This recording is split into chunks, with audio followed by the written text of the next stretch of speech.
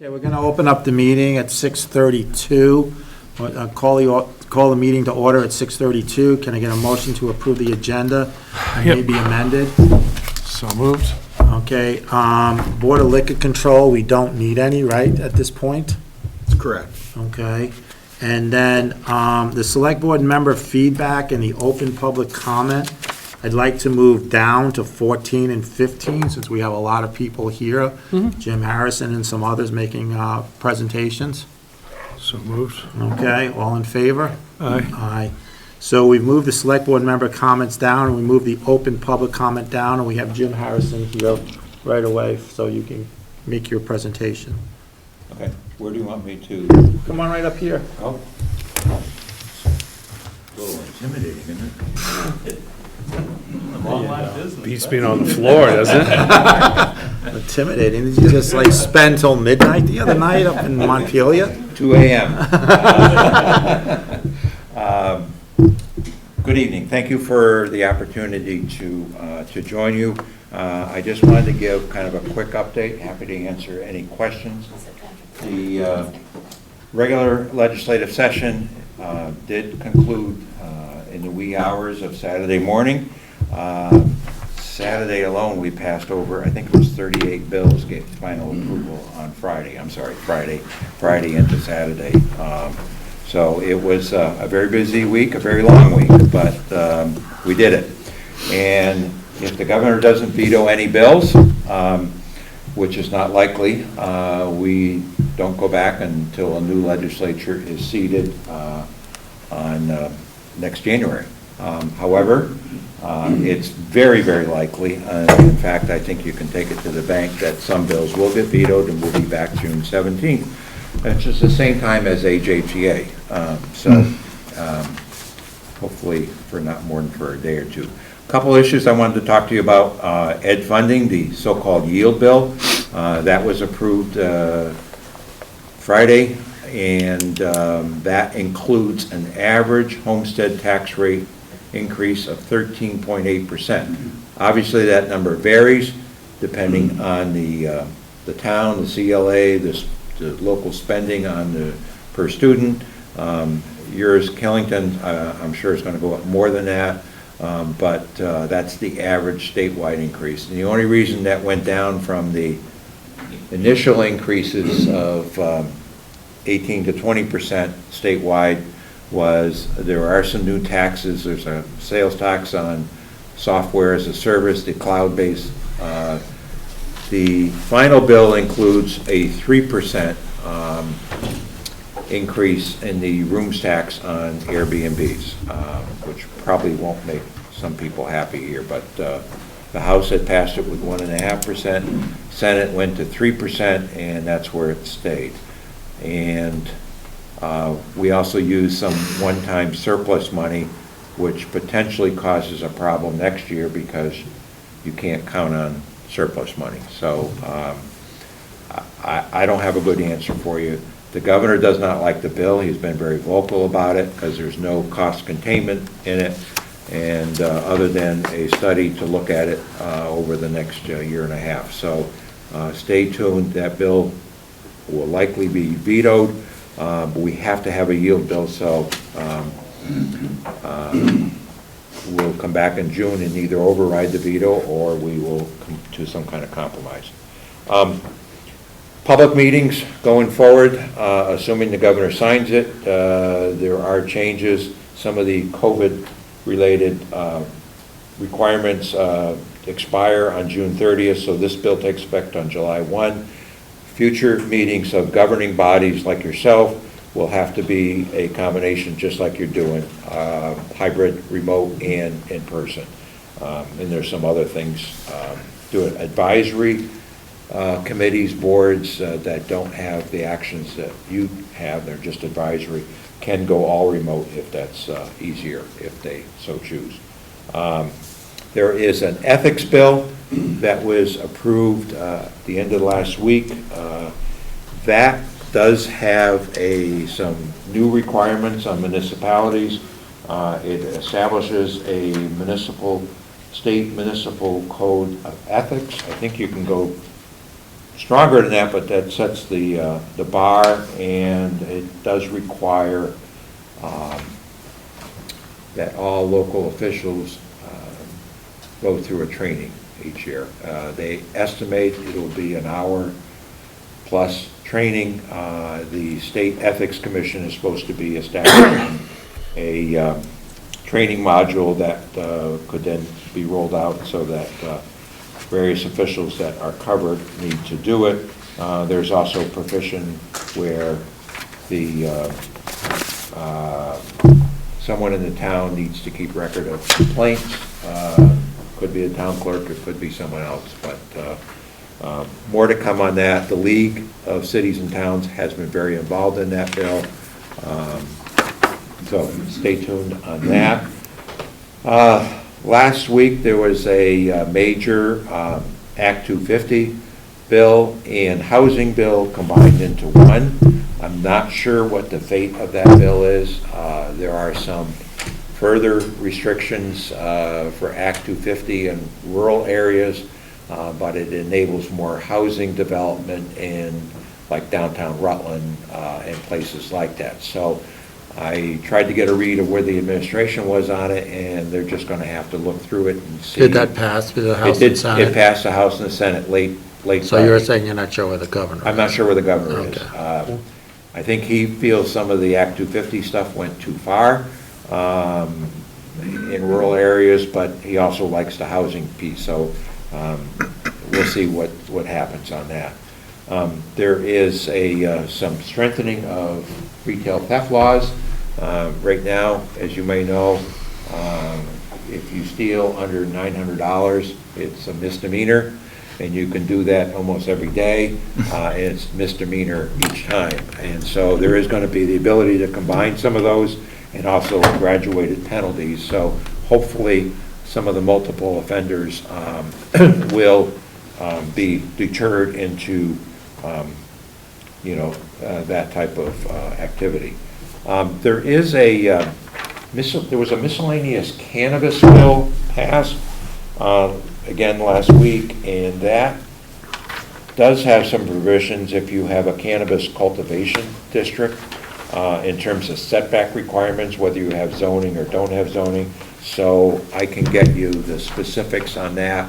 You can take a look at. I don't know that you have a cannabis cultivation area. Lisa? You're muted, Lisa.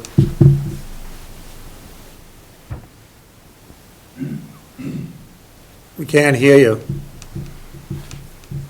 We not have volume? Might be us. Turn volume up. Go ahead, Lisa, try talking again. Ooh. There you There you are. go, we got you. Can you hear me? Yes, yes. Okay, oh, great, I was worried. We don't have a cannabis cultivation area because it was our understanding that you didn't need one. All agriculture is allowed, Right. and cannabis is considered agriculture. So I just think that there's setbacks related to cultivating cannabis now. Right. This may not apply to you, but if you did, there are certain setback requirements, Right. okay? But I can, I think what get it Lisa's to Mike, saying yeah. is that the original law didn't allow you to put cultivation laws into place because they considered it agriculture. Now right, you Correct. guys are saying you can, that you can, right. because it's Well, not. that you could put setbacks, and I Right. think this is in response to that law, that litigation, I think in South Burlington. Oh, where okay. Somebody was growing in kind of a suburban area, and Sure. neighbors were getting kind of Okay. crazy Yep. about it, so. Yeah. So I will Lisa's the planner, so she'll get on get it. that to Mike, Lisa, so that you have it, okay? Right, thank you.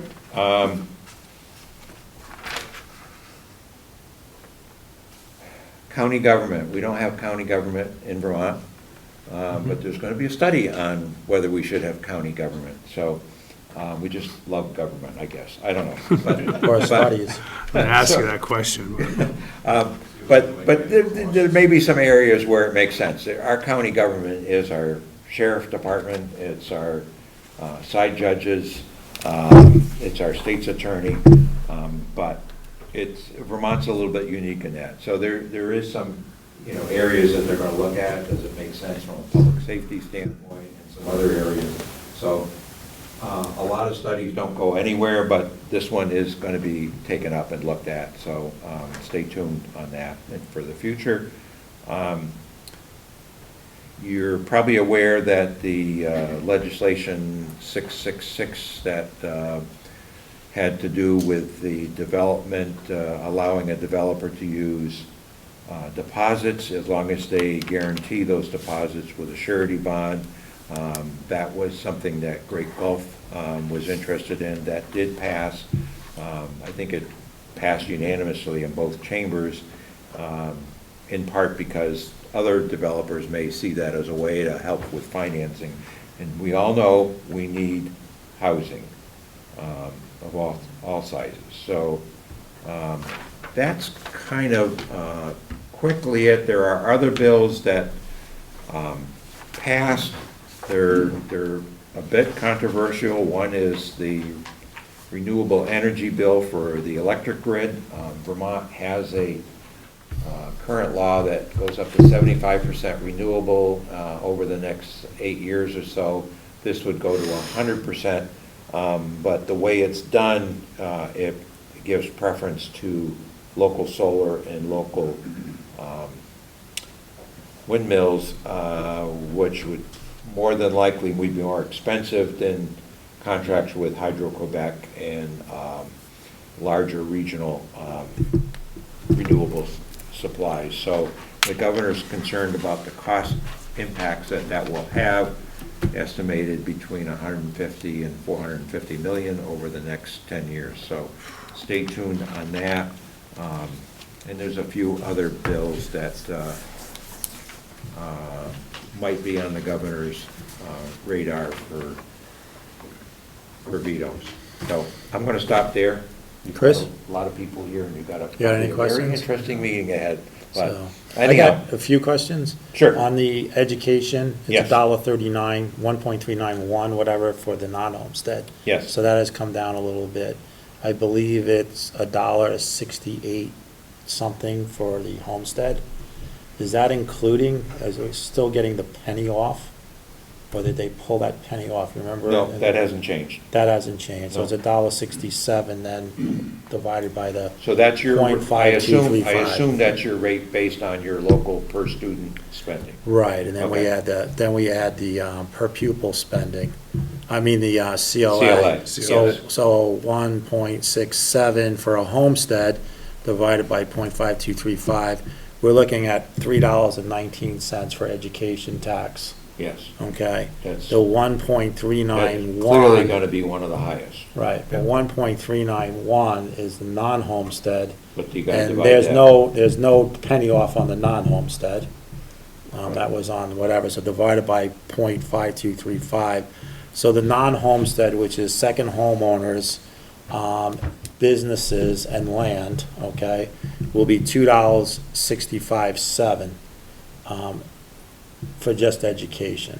Yes. So the non-homestead is $2.66, let's call it, and the homestead is $3.19. I know a lot of people get confused and say that homestead is less than non-homestead. It's Well, not, but no, most homestead No, at gets the statewide rebate average, revised. the homestead is less than the non-homestead statewide. Right, except for Killington, and Right. that's because Because of we our vote. CLA. No, it's not. It's because we vote for local things in our school budget. It that- put us that- over the that put threshold. us- Well, there's certain things that people that don't get to vote on the thing, they're not liable for all that stuff or whatever. Okay. It comes to us.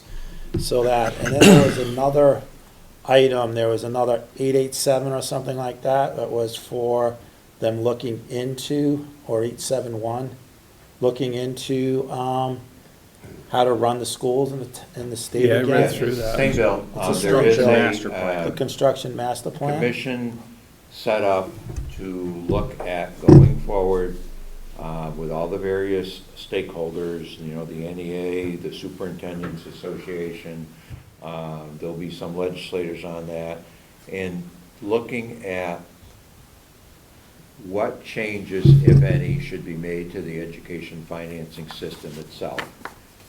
Most people would argue they don't understand it, and it's not very clear what your decisions locally are, how do they impact your tax rate, and secondly, what things can be done that might save money going forward. For example, Vermont has something like 55 supervisory unions. We're a state of 640,000 people, a small city. That's overhead. New York State has 6 or 7. I don't know what New York State has, but, Yeah. you know, at the very least, some people have suggested, couldn't we do this by county? You know, then you'd get down to 14. Could you do it in conjunction with the career technical centers? I mean, something, but all those types of things need to be looked at. We have a strong interest in most communities of keeping our small schools, and small school can be the center of a community center for a town. On the other hand, at what cost? And when you're insulated for some of that cost and everybody else in the state's paying for it, you may be reluctant to make those tough decisions. So there's going to be some good, hard discussions. The other thing I will mention in the bill, which is may get changed before it's enacted, but there is the property tax credit is a year behind. So you get a credit based on last year's school spending and your income from last year. So what is happening is they put in a one-time 13% increase in that property tax credit. So if you qualified for a $1,000 credit on your income taxes, you'll get 1,300. 13% more than that. So, one time. And this is, as I read, this is for projects that exceed $2 million, is what they're proposing? So what he's talking about Oh, I'm talking about is- the yield bill. So the Sorry. people that get their homestead, No, but I'm saying in terms of the spend for schools, this would be any construction project that exceeds $2 million. Construction is in a separate, that's Okay. the bill Bill. I was talking about. Yeah. That's the bill he was originally That's what I was talking talking Yeah. about. So in that one there, and then. yeah, there is no money for the construction part. Right. But at this point. Okay. But everybody realizes that There needs to be a way there to, needs to be a way to do it. The big question is how you're gonna help fund it. So in the bill with the yield tax, okay, there is a paragraph in there or whatever that talks about, or just a short sentence, fewer and newer, okay, meaning fewer schools, newer buildings, okay? Trying to get to, like you were saying, this district type thing, and Sure. maybe a bigger school somewhere that, I don't know, maybe Woodstock could become one, but maybe the 600 or 700 is not the number. But it also has a whole paragraph in there that any bonds, you brought back in this thing that the excess spending per pupil is coming back, and it's the average, 120% of the average. The Woodstock School District is at $16,601 per pupil spending. We're the 6th highest spending in the state of Vermont per pupil, and the average is about $13,200. So we're already into the excess spending, which is dollar for dollar. Yes, the excess spending threshold was postponed for a couple of years during COVID. Right. It's coming back. It's coming back in the next, Next- not this one, No, the next following one. So It's if you're over that, 120%. you'll get penalized even more. Penalized for doing that. And we already are over it in this next one coming. Right, but And- it's fiscal year 26 Right. that you're.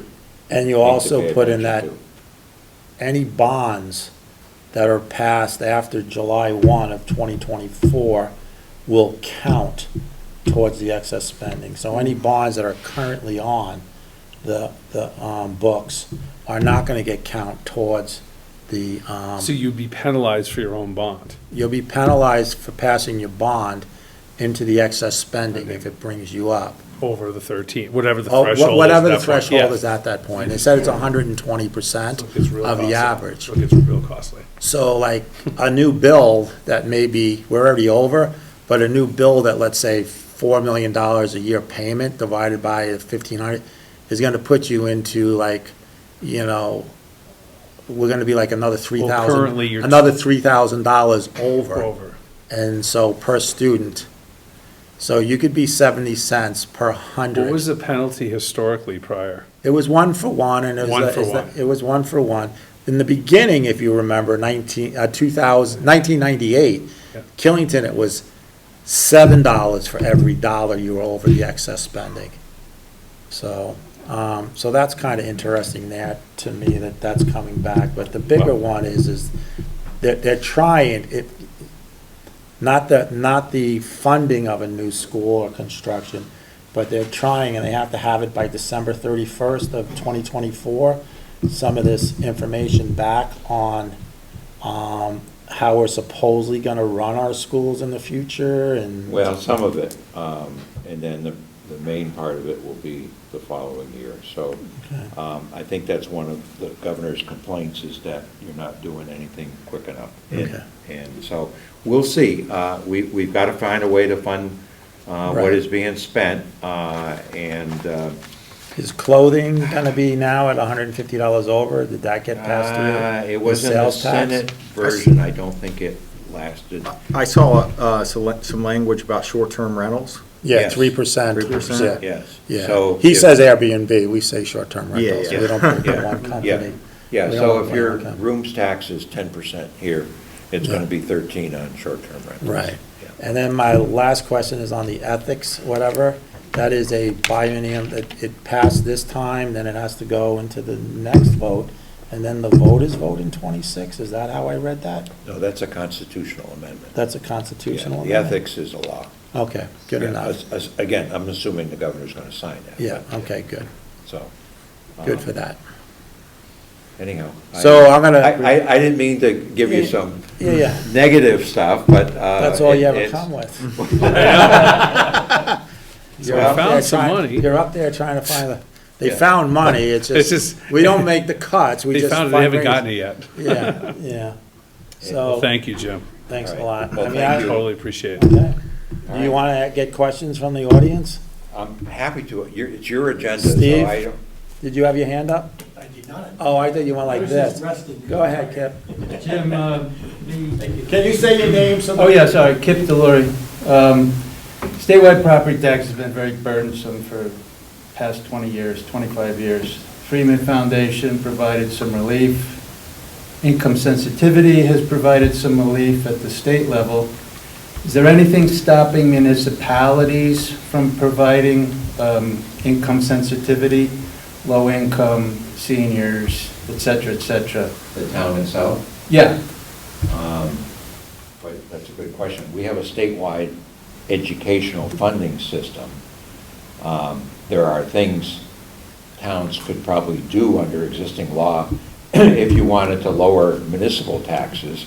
But not education. No, we need our taxes, we need our tax base. Okay. I'm talking about the statewide property tax for education. Sure. Income sensitivity at the municipal level. And it's probably, it's not there's no Well, good answer. we have an income sensitivity at the state level Right, for education taxes. right, at the local level.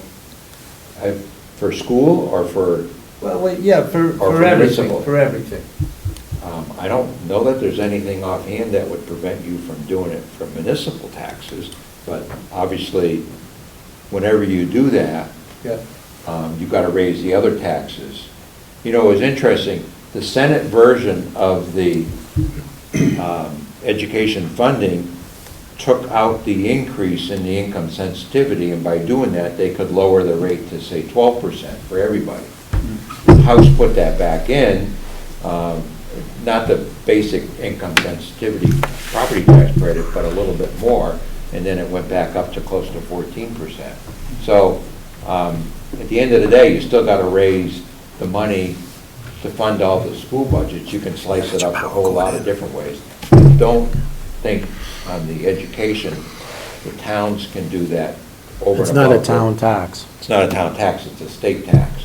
Right. But you can do it, I assume, on municipal taxes if you wanted to, but you would have to know that some of your neighbors are going to be paying more as a result of that. The state still has a credit if you're, gosh, less than, I want to say less than 50,000 of income or something, you could still get a property tax I credit. think it's 8, yeah. No, you're talking two different things. It's up to 120 to get a prebate. Right. But there's a rebate, the rebate, to get the prebate or whatever, Yeah. if you make underneath $47,000, Yeah. it will pay part of your municipal Got it. tax. Yeah, Fair enough, yeah. yeah, it gets confusing. Absolutely. I mean, the town of Killington is we put in for veterans, Yeah. where we give them a tax break on veterans. It had to go to a vote throughout the town Yeah. to do it, and it's a special reason, though.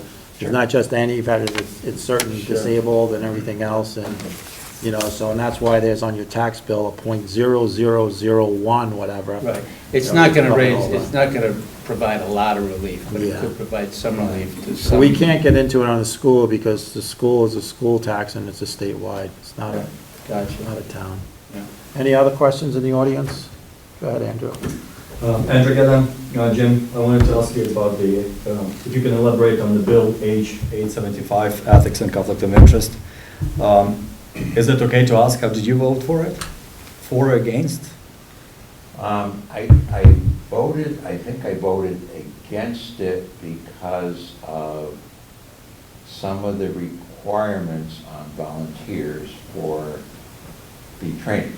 Let me just ask you, say it this way. The ethics code, the ethics training are all good, but because of budgetary constraints, we put a whole lot of new responsibilities on the Ethics Commission, and it originally intended to make that position full-time. It's currently part-time, statewide. In addition, to give that person another attorney to work with. Those things were cut out in the budgeting process, and yet we left all the requirements on the State Ethics Commission. So in my view, we're setting this up for failure. If we believe that that's a priority, then cut something else in the budget to make room for that. So there's a requirement here that local officials conduct ethics training that are provided by the state, materials and stuff. I have no confidence that that's going to be available to you soon, but yet we still have that requirement on the books because there's only so much a part-time director of the Ethics Commission can do. Got it. Yeah, because during my campaign against Jim, Yeah. I did quote State of Vermont Ethics Commission letters, and there were it basically, so many points showed exactly what's happening there, here, So obviously there was a big crisis, I call it crisis. Yeah. People, my voters, people that I represent, we talk about it all the time. Even with the recent, last week, Planning Commission recommendation to remove interim zoning and make Jim full-time, where he appointed as a selectman, he appoints Planning Commission positions, and they return the favor by promoting Jim to be a full-time zone administrator. Obviously, it's our case, ethics and conflict of interest all over the place. And then Jim becoming a town employee, and his wife is the town employee that was just recently hired a couple months ago. It's just, there's so much to apprehend, and for most of us, it's an important matter, and we would like to know how to fight it, because at the municipal level, apparently there are not much going on. There's in corporate, you're not allowed to do this, state, federal, but at the municipal level, we were lacking the. So let me just respond with this. The most important thing to me is transparency. And we are so fortunate in this country and in this state to be able to elect individuals for different positions. And as long as everything is out front and open on the table, we have the ability to elect those people that we want. Vermont, in many communities, much smaller than Killington, it's almost like, it's your turn this year, and next year's my turn. There was one time, and well, a long time in our history, we had one state rep for every town, whether you were Burlington, Killington, or Berkshire. And if there were 10 people in town, you really had to take turns of who was going to be state rep, because everyone. No, I see, had but one. in our case, it's different, because during my campaign, most people that I Andrew, interviewed, they did ask. Andrew, we're not going to go back and forth on a vote that you lost. You're asking a question to him. Yeah, so if let's someone- stick to the bills, not to the town. All right, sounds good. So if someone is in a violation of ethics and conflict of interest, how is that gonna, because if governor will sign it and it's gonna go into effect January 1st, 2025, how is it gonna, so if the person was in violation and it's on record and there are multiple violations, like, so what's gonna be the next step? Is that person gonna, let's say in our case, Jim, is he gonna have a choice of choosing, should he stay as a selectman So once or again, walk away from the Andrew- zoning administrator position? Andrew, excuse me, but you ran and you admit that you ran an election campaign. You got all this stuff. Yeah, but I'm not asking you, Jim. I'm talking Andrew, to Jim. I'm running the meeting here. So you ran, you did what you wanted to say. You lost 60% to 40%. You don't understand town government, okay? You don't. You don't understand town government in the state of Vermont at all. And we're not here to get back into another election campaign with our House representative here, okay? He just finished telling us, if you listen, okay, that the bill was passed, but there is not enough information out there yet, and this part-time person is not going to go do it. But you want to bring up stuff or whatever, but what you don't want to listen to is that there is already ethics stuff out there for towns, and that a select board can be a zoning administrator, and the planning commission shall appoint the zoning administrator, which is not a conflict between the select board and with the zoning administrator. That's already laws in there put out by the state of Vermont, but you don't want to read that stuff. So if you have another question away from ethics, please ask it. I'll do it later. Thank you. Anybody else has any questions? Anybody in the audience have a question on the Zoom meeting? Not seeing anyone moving forward. Thanks a lot, Jim. Okay. Jim, thank you. Thank you. Appreciate Enjoy your your time. meeting. Jim. Good luck Good to with see your ya. select board Thanks. appointment. Thank Let's you. see, on the board, so. So the next up is Select Board Member appointment for a term up to the March 4th, 2025 election. So this is a discussion, and there will be an action, but since this is discussing personnel, people or whatever, I would like the town manager to read off who has applied for the job, position, and then we'll go from there. Okay? And Is this then we'll done? do that into executive session. Okay. But let's say Just what names who it are out is, there. Yep. okay? We're not gonna start asking questions in public, right. because that's not That's what I was not just saying, I right, think. okay?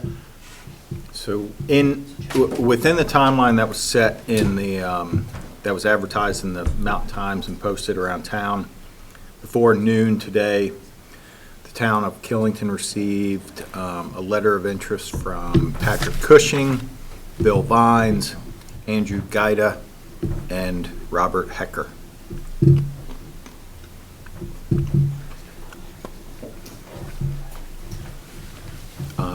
So, I believe we got one from, Hit the what's the other guy's name? That ran for DRB. That wanted to be on DRB. Or that just got appointed to the planning commission. that's Robert Hecker, Yeah, the other one. Guy and, Robert Hecker. Oh, no, Guy and, Dave McComb. Dave McComb. Okay, he He's put one one too. in too? Yeah, Okay. And we had that other one that rolled in late today. The other one that ran in late today, let's not mention name, but you have to be on the voting list, Oh, and that person is not. Okay, I So didn't like, know. once again, we're not getting into people's names to do whatever. I see Robert Hecker is online. I see Andrew is here. I see Bill Vines is here. Did you mention Bill Vines? I did. Okay, and Bill Vines is here. Is Dave McComb online? I can't see on the screen. Sorry, I pulled it back up. Okay. Lisa's taking up our screen. Give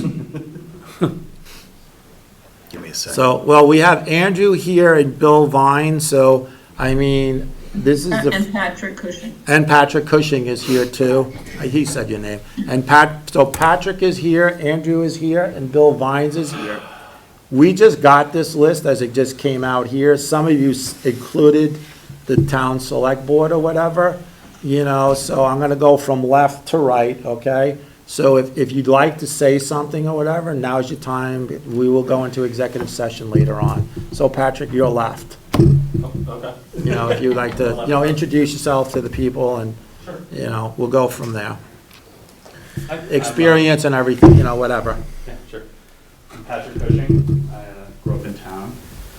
I put my name into the hat here because I felt like Steve has done a lot for the town. I've been on so many boards, and I feel whoever takes over this position needs to see out his vision, and I feel I can do that. It comes to put your own spin on things, to do all that is a great time.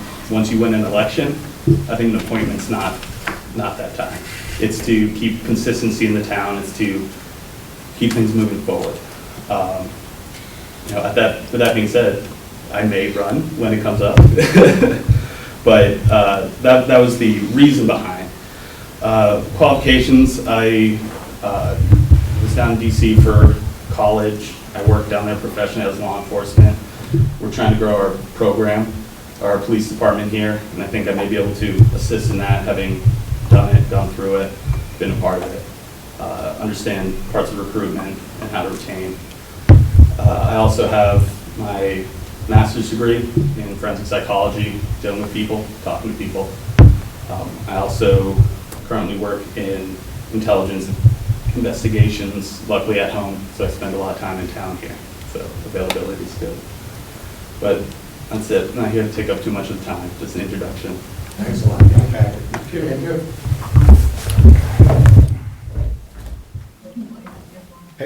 Hey, Lisa, Lisa, you're unmuted. Yeah, you're unmuted. you're not muted. Am I good? Am I visible? Don't make me Andrew mute you. Getton. I ran in a recent election against Jim. I got 203 votes. Jim got 284. I did better than expected. My opponent said I represent 15% of the people. I got 40%. So I think what qualifies me for position, I think democracy. I came from dictatorship. I know how dictatorship works. In democracy, freedom of speech, being transparency, ethics, conflict of interest. So I had a clever idea. When you go to the casino, you can pull out $100 and you have a chance to win. Here, I think democracy doesn't exist. Here's my $100, I have zero chance, because I know what's going on and how the system works. Thank you. Bill? Good evening. Thank you for the opportunity to speak. I've been a town resident for 27 years now. I've been associated with Killington in one way or another for almost 35 years. Prior to Killington, I was in business for 25 years in high tech, in various positions, all the way from engineer to senior management. Coming into Killington, I started a business with my partner Mary. You might know it was the Birch Ridge Inn, which Dave McComb purchased and his partner purchased a couple of years ago. I've been associated with all kinds of committees in town in the 2000s and the 2010s. I was president of the Killington Chamber of Commerce during that period, and I was on a very active member of the Killington Chamber of Commerce Board, so I'm very familiar with the business community. I did take a time out from participating in various organizations starting in 2017 to attend to elderly parents. Okay, fortunately, my mother is 95 years old, and my partner's mother is 96 years old. They're still with us, but our fathers are now gone. And also during that period of time, we started the process of selling our business. So we were able to retire about 18 months ago, and I think it's a good time to get back involved with the community. I look forward to the opportunity if you guys will have me, but I also respect your opinion and whoever you will decide to appoint. Thank you, Bill. Thanks, Bill. Thanks, Bill. Okay, Hey, Jim? go ahead. Yeah, so I was disconnected there. I apologize. It sounds like everyone's saying a little bit about themselves, so. Yeah, we're coming now onto the Zoom. Those are the people that were here. So now I was gonna look on to online, so since you already got the microphone, Robert Hecker, go ahead. All right, thank you. So, we're the newbies in town, I would say. So the family and I made a pretty big life change in We're losing you. Robert? the fall of 21, and we decided, can you hear me? Yeah, we hear you. Yeah, Can you hear me? yeah, now we can. Yeah, okay. Maybe I should pull over here. Let me know if you can hear me. So we moved up full time in the fall of 21, and at the same time I left my corporate career behind. My wife now works with Woodstock Elementary as the administrator there, and I actually started a small construction company in town, which I've been enjoying for sure. My business experience is with ADP. It's a human capital management provider, mostly known for payroll. My background there is in large-scale organizational leadership. Has also had a stint as a business strategist. So let's see, I have a finance degree. I have a bachelor's in finance. I have an MBA with a focus in entrepreneurship. And you can tell I've had a lot of background in business and such. And what I've been trying to do as I go into more of a blue collar role is to really continue to stretch my brain. So I got involved with the township to be more active from the planning commission perspective, and I think I can really contribute here, as a part of the select board, and that's why I really want to be able to be considered and be a participant here. So thank you very much. Thanks a lot. Dave McComb, I see a Dave, and I don't know if it's Dave McComb. Dave, are you on the call?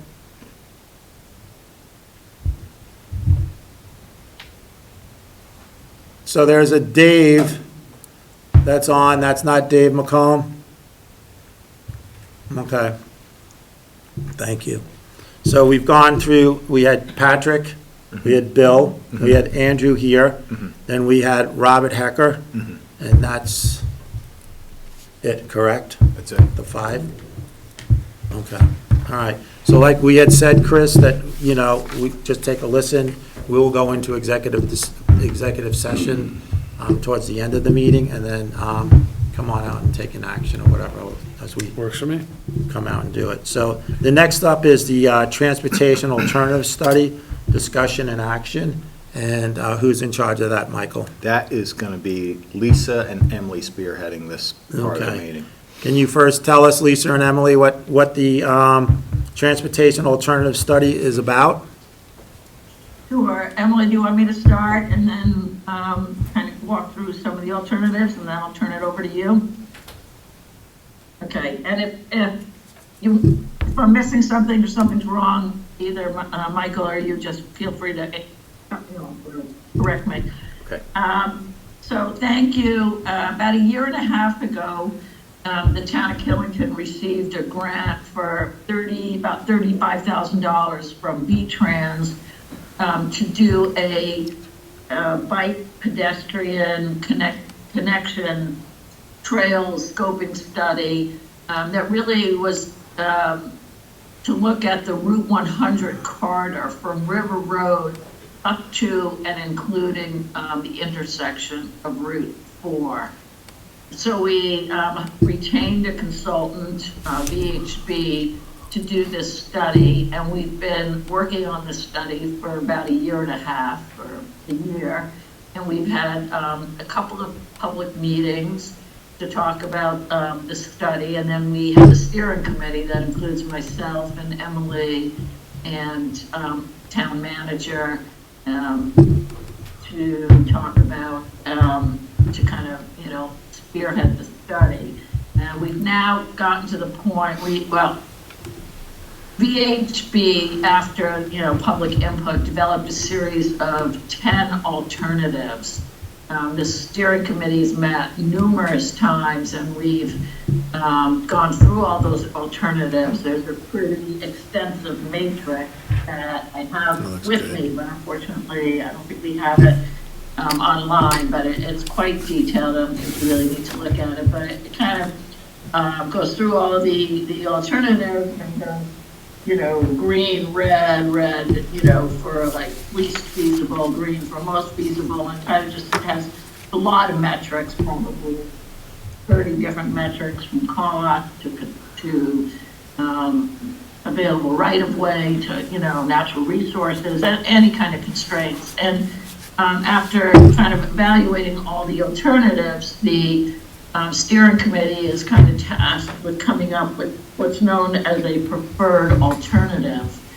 Because of the size or the length of this study, that it goes all the way from River Road to Route 4, we realized we couldn't come up with one alternative. So we've come up with a series of alternatives that all together make up the preferred alternative.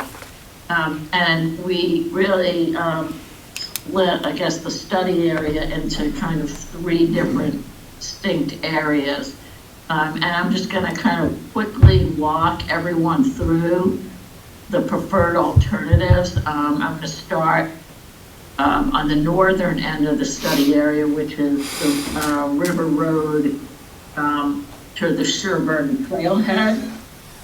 And after we had a bunch of alternatives talking about a trail from Barrowstown Road, some additional parking, we had a couple of different alternatives. But at the end, we came up with the concept, and this alternative had a strong lobby group from the mountain bikers, but that this alternative was to provide a new mountain bike trail that would go from the Pesky Carn, which is the Gifford Woods mountain bike trail, to Route 100, and then we would put in a trail crossing across Route 100 to the Sherman trailhead.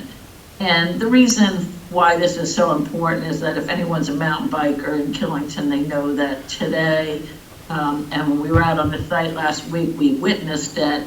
People are crossing, they've kind of created an unsanctioned crossing from the Gifford Trail across Route 100 to connect into the Sherburne Trail network on the other side.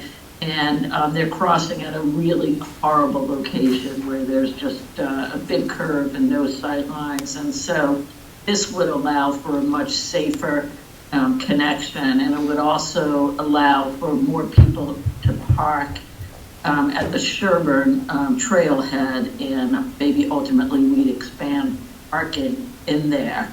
And it's just overall a much safer situation, and also given some of the situation that's going on with Gifford Woods State Park and the parking, this is probably long-term a better way to pull people out of Gifford and into federal lands. So that's really the main gist of that, and that's alternative number 2 on this map. I know it's hard to see the map. The good news with this alternative, we actually have been told, it hasn't been formally announced, so it's probably not, it's not something that should be public, go in the paper yet, because we're waiting for the governor to make the announcement, but we've been told that we're likely to obtain a VORAC grant of $84,000 to construct this trail. So, keep that in mind, but again, it hasn't been official yet, so, we haven't signed a grant agreement, but we have been told. So, the next piece is going from Gifford Woods, from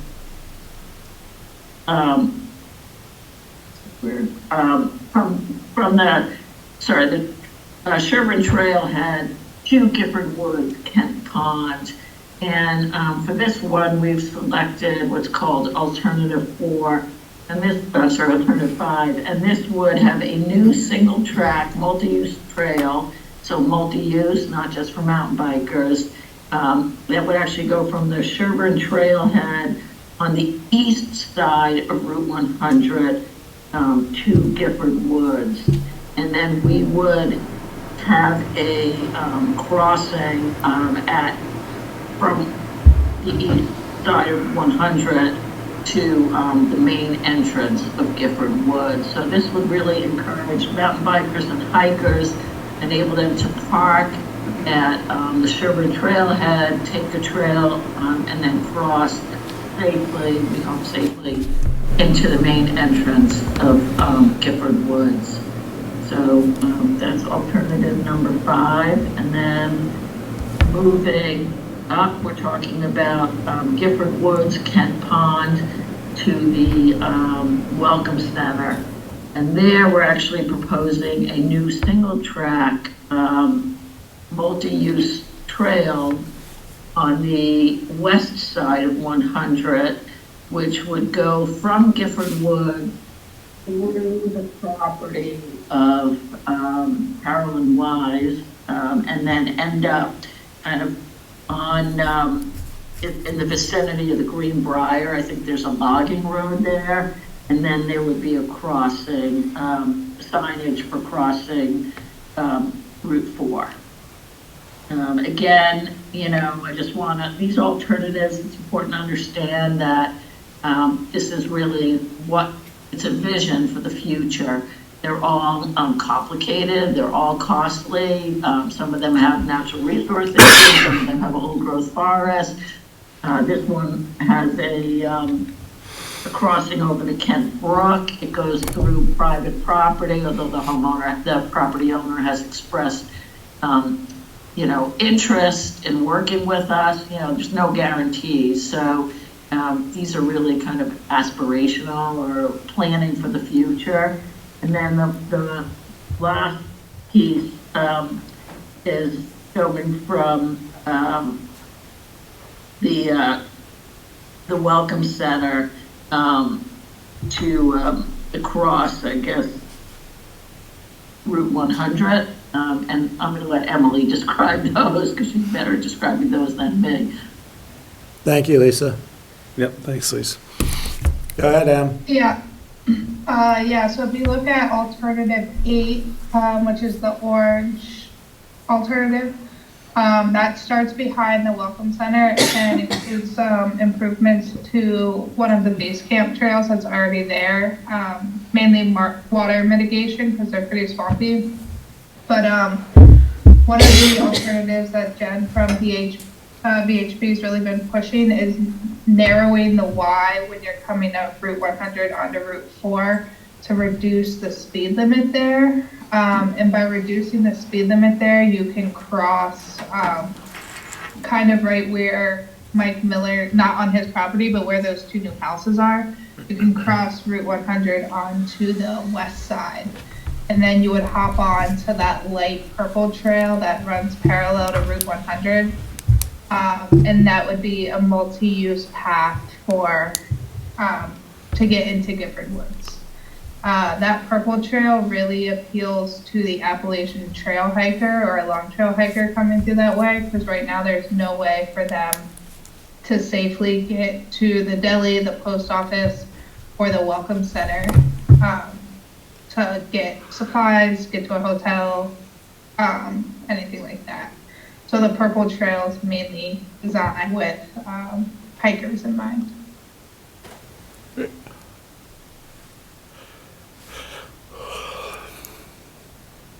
Then with that as well, includes a few traffic calming options on Route 4 if and when the village designation comes into play, just lowering the speed limit a little bit. And all of those alternatives came from the streetscape study from a few years ago, also done by VHB. And also a new bus shelter where the Killington Resort employee housing is. And that light purple alternative 8, 9, and 10, the way it's designed, can eventually connect into the multi-use path coming down Killington Road behind Killington Sports. So it could serve as a full connection up to Killington Road. Okay. Do you have any questions, Chris? No, looks So- great. So Lisa and Emily, this is, you need an action taken on it, and as you have said, this is just really phase one of the study that's going forward, and it's more of like a plan. You need the board to approve this tonight, and then nothing will be done anyway. You'll come back to us with another set of plans that you'll fine tune this a little bit more with a better set of ideas, I guess, or narrow it down. Is that what you're looking for? Yeah, we're looking for the board, and Michael has, I think, the specific. Yeah, I've got that in front of me, but I'm just trying to make, Yeah, this is the first step. The select board needs to, I guess, recommend the preferred alternative. And then VHB would take the preferred alternative, which is really several alternatives, but we're calling it one alternative, and fine tune it, refine it, and come up with some cost estimates. And then we would have another public meeting where we would gather public input on the final draft. They would produce a final draft. We'd have a public hearing. V-Trans would provide comments as well. Then they would prepare a final report, and that final report would then come back to the select board to be adopted. okay. And, again, the whole purpose of this study is once we have this report, we would really be in a better position to go out and seek funding, more VORAC grants, or funding from V-Trans, or some of the other programs. So it's really. Okay. Any questions from the audience on this? Not seeing any. Any questions from anyone on Zoom? Not seeing any.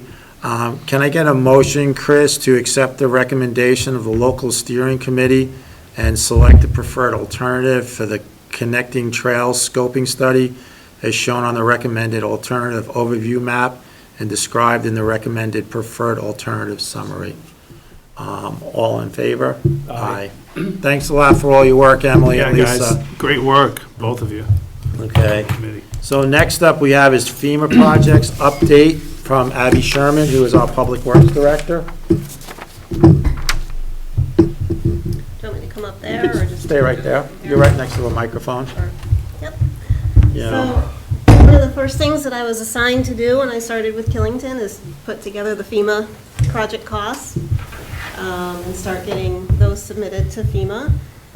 So I did put together, I think Michael's working on pulling it up, just a summary of where we are at as of May 9th. And actually nothing changed since then, so we're still at that point so far. Just give me a minute to pull it up. Well, I can tell you that the costs incurred to date are $2.48 million. That is for all of the work that was completed last summer. And the contract we currently have with Craig Mosier for East Mountain Road, and engineering costs from Nicole Kesslering for all of the other projects that we haven't developed project worksheets for yet. So on your screen, Getting there. sorry, Getting there. it's up there. It's up, I'll share it. it's gone. Oh, it's not shared.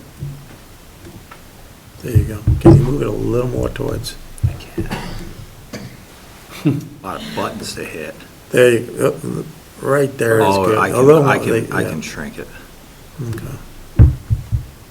That's perfect, if you just move it just right there. Oh, hold on. That's, Yeah, that's good, right there. yeah. Go ahead, Abby. Okay, so on the left side, I organized this by the projects that were submitted, which is basically by road, except for on East Mountain Road. FEMA has required that we separate some of the culverts out. And then in the green column, that is our category A. Category A is debris removal, so we only have one project for that. That's complete. Category B, there's 2 columns for that because there is a share during a certain time period that FEMA will cover, we will get 100% coverage from FEMA on those costs. And I think it's like July 12th through August 10th, I think is the time frame. Any costs incurred during that time frame, we're getting 100% reimbursement from FEMA. The next column is 75% reimbursement for FEMA. Category B is emergency response costs. So costs to get the road open and accessible by emergency vehicles. The sort of coral peachy color is category C, and these are our permanent improvements. So these are the costs that are still being worked up. It's going to be much larger than that. And I'll update that column as I know what they are, but we have a lot of projects we still have to go out to bid for, to get cost estimates, and to draft up the project worksheets. And then the gray column are costs that were either donated or they're not eligible for FEMA reimbursement. So far, we've started receiving payments, which is pretty exciting. We've gotten about $56,000 in payments into our checking account from the state. The state is the pass-through entity for FEMA. We have about $688,000 in payments that are pending. These are payments that Michael just signed off on last week, and we'll be getting, well, a large amount of those we'll be getting. Actually, it's 243. Another large amount, there are a couple of projects, those that you see are not checked as obligated, those are still under review by FEMA. So East Mountain Road, Category B, 75%, and Trailside Drive, Category B, 75%, as well as Bear Run, Beach Nut Lane, and Brookside Road. They're still under review. How long do they usually take? It really depends. Depends how It's a many, big number that's come in so far against the whole thing. depends if we get a new PDMG. Right, we just kind of, we just got a new PDMG. Who's We the got- project rep for FEMA? Yeah. Great. Yeah. It's our third one Uh-huh. since the disaster. I think, at least our third. And so our last PDMG, we worked with her right up until all of the Cat B projects were submitted. So everything we've incurred so far, with the exception of East Mountain Road and engineering costs on the Cat C stuff. So that was a good breaking point. But now we have a new PDMG. We're trying to get to know them and get them to understand what happened to Killington, what we need to do. And they are also the ones that are reviewing the remaining Cat B projects that were submitted. So you're redoing what you did with the first two? Okay, so I have a question here, the total C and the, whatever color you want to call that. Okay, right there.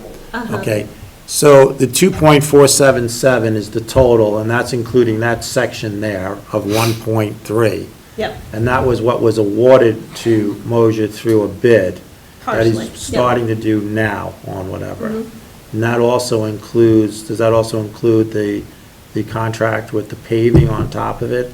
The paving that was done last fall? No, the paving that's supposed to be done when Craig No, gets we done. have not bid that out yet. Okay. Okay. Because Mosier's contract right now is to replace a number of the culverts along East Mountain Right. Road and ditch work. Right. We have, in the area of Bear Mountain Road, 2 box culverts that are being installed there, one on East Mountain and the other on Trailside. And then we have a bridge that will be installed further up on East Right. Mountain Road. Another box culvert near Skyship, and then there are 3 areas of erosion that we need further evaluation of. So once all of that work is done, we will have final paving, like the final top coat. We'll get base course in between, but Before November. Right. working on it. So I mean, I had heard like the check that we did receive, even though it's only 55, we're the first town in the state of Vermont to receive a check. That was the first check really cut? I Or- don't know. You I don't know. Okay. I had heard that. And then, you know, this is great, seeing the sheet and everything. It gives So you much easier everything to or read. whatever. Nobody really knows you, Abbie. So can you just give, like, I mean, when Chet retired and we went looking for a public works director, you know, we had the job out there online and everything else, and then you had put your name in. So can you go through who Abbie Smith is? Sherman? Or, I'm sorry, Abbie Sherman, sorry. Or I got Smith. Or wrong. Smith if you want. Oh, well, I'm kind of partial to Sherman. Yeah. With Abbie Sherman. So, yeah, born and raised in Randolph, been a Vermonter all my life. I have a large amount of municipal experience. I worked for the town of Bethel for 12 years, the assistant town manager. While I was there, Tropical Storm Irene happened. And actually, the last thing that I did at Bethel is submit their final project worksheet from that storm, which was like 3-4 years after the storm. It was a massive impact to Bethel, as you are all probably aware from the news. Following that, I went to the state of Vermont, first at the Agency of Education. Decided that wasn't really for me, and I moved on to the Agency of Commerce and Community Development in the Economic Development Department, under the Vermont Economic Progress Council, or VEPC, which you all probably recognize for the TIF district. I was actually the executive director that reviewed Killington's TIF district. The other program under VEPC is what we call VEGI, Vermont Employment Growth Incentive. So an economic development program for primarily manufacturing businesses. Okay, and then I know seeing, like, working with you as far as in driveways and mapping and everything else, I mean, you know what you're doing. Yeah. And I've been diving into the municipal general roads permit, which is all of our stormwater infrastructure, trying to bring that up to compliance along with the FEMA stuff. While I was at Bethel, I failed to mention this, I was a Class 2 water operator. So the new water system in Killington will actually be Class 3. So working on getting my operator license on that. So when that's up and running. Okay, thank you. Great. So, Thank you for this. I liked your presentation. It's a lot easier to read. Yeah. One quick question I had regarding the C side of things. How much more do you think that's going to grow? Significantly. We have a lot of box culverts that are going in. We have 3 So bridges. this does not include the box culverts? Not yet. Or paving? Or final paving, guardrails. Okay. Yeah, we have 3 bridges. That's going to be a large cost on East Mountain Road, Ledge End, Rim Road. Those areas of erosion on East Mountain Road, we just don't even know what those might cost yet. Box culverts. Okay. Could be further down the line, but we're also looking at an area that we might move the road kind of into the mountain a little bit to move it away from the steepness of the grade that it's at. Okay. And then there's also the Little Sherburne area that we still have some work to do that. and so then on that sheet too, Michael, it showed like the 75% or whatever, and that's just from FEMA. Didn't we get an email recently from the state or whatever with a dollar amount that's helping out on this also? And, Yeah, some of it, I think that's what Abbie was getting to, some of it covered under 100%. So that we will get another check from the state at some point for the state share of this. Still no definite word on what that might be. They were looking to see if statewide it came to a 90% threshold. They're thinking, last I heard, that it will meet that. But I know that the legislature was also looking at kicking in even more from the state. so fingers crossed, 100%, but looks more like maybe 90% with what the state kicks in. So, okay. So thanks a lot, Abby. Again, thank you. Nice presentation. Okay, so the next up, Michael, I'm going to turn it over to you for now. It's the appointment of a board of water commissioners. I think you and Abby might have the discussion for this, for Chris and I to listen in. Yeah, so, after contract 4 of the water project, phase 1 is complete, people will have the opportunity to hook up to the municipal water line. But before all that happens, we have to have an ordinance in place, we have to have a fee schedule in place, we have to have an operations and maintenance manual. And the town's working with Dufresne Group to put all that together, but the person that's, the body that should be reviewing and approving all that would be the Board of Water Commissioners. So the town of Killington, not necessarily at this meeting, we just have it warned as a discussion, needs to start entertaining the idea of creating that body and then who would be on it. And we look at this taking place when, Michael? The sooner the better, because it's going to be important that we can get information out to people who can hook up and, what their bills are going to be, what the mandates are going to be for hooking up. But, it's not happening tomorrow. So Right. that 2026 is, end of summer 2026 is when people are going to be able to connect. Yeah. So would it make sense for now to have, for this first, say, we start this commission, the first quarter, we hold these water commission board meetings in the select board? The select board, since the select board has been involved, other than whoever we appoint later on what's going on up in this water area. And then we take discussion with the public, and I mean, my first thing out is like, we should have somebody on this commission later on from the resort, because they're gonna be a big user, from the developer, because they're gonna be a big user.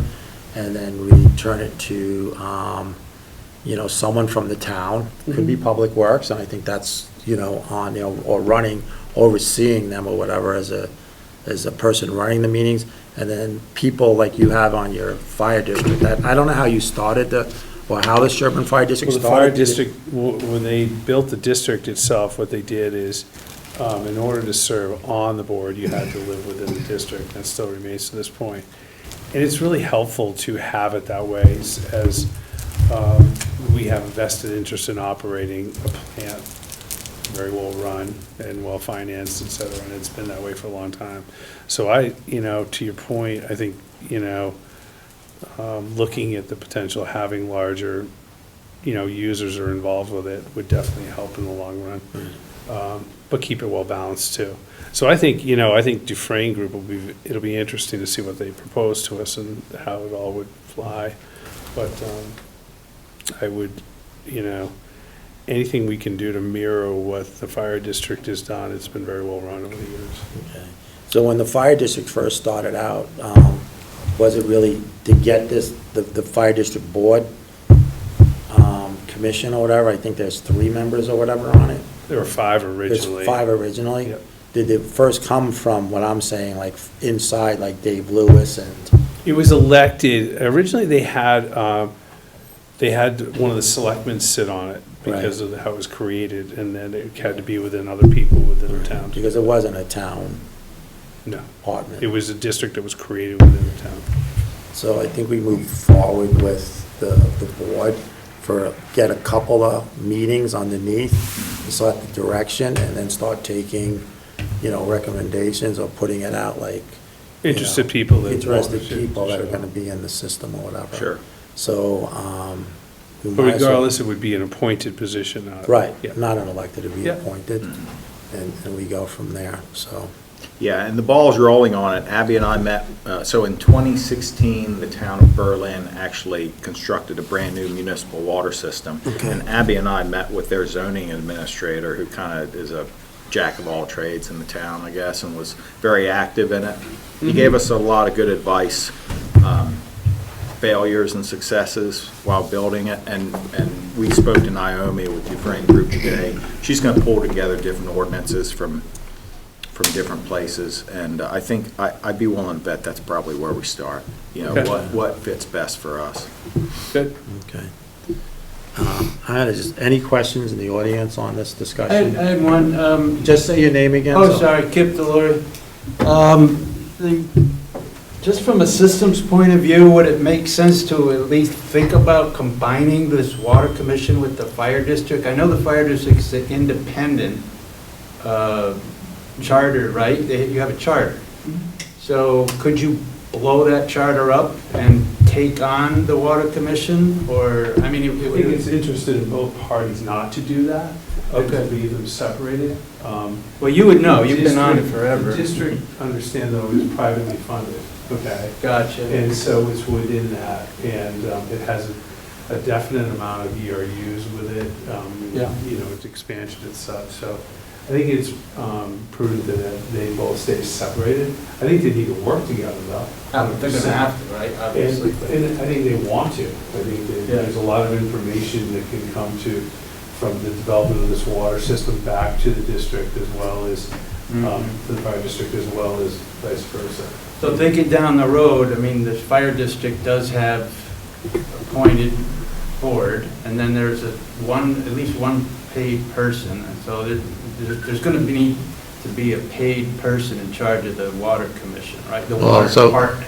Yeah, so, Kip, what we had said when we put out for the Public Works position, Yeah. that would move over to the, part of it would move over to the water department. Gotcha. Okay. And that was when you look at Abbie's Yeah, I resume. didn't see that. Yeah, but when you look at Abbie's resume, it said she held a Class 2 water license, and she's already said in her that she's moving forward with the Class 3 license that you need for this. Okay. We've been thinking about that all along. We so. have, the district has 4 people that are paid, 3 full-time, 1 part-time. But part of the beauty of how the system is operated so well is the fact that our chief operator was on the ground during construction of the whole process. Yeah. And still to this day has great knowledge of what has gone on. Yeah, he's been here forever, right? Forever. Yeah. Yeah. Kim, That's worked well. What'll happen is, what the plan is, an enterprise fund will be set up, it's separate from the general fund. So monies will be collected through fees, and then a large portion of Abbie's position will be covered from those fees, since she'll have oversight of the system. That answers my question, because I've read the fire district reports, and there's money, there's a lot of money floating around in Yeah, there, so. Fair enough. Yeah. Any other questions from the audience? Any questions from the Zoom audience?